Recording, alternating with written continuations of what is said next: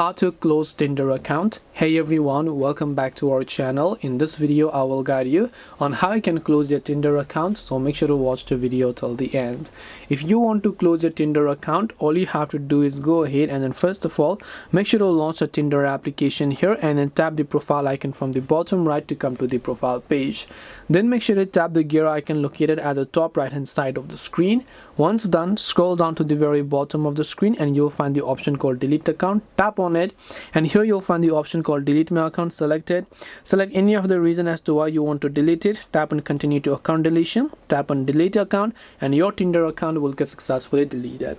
This way you can go ahead and then basically delete your Tinder account. Hope this video was very helpful. If you have got any more questions, queries or doubts, feel free to also leave them down in the comment section. Thank you very much for watching till the end of this tutorial and see you soon in our next video.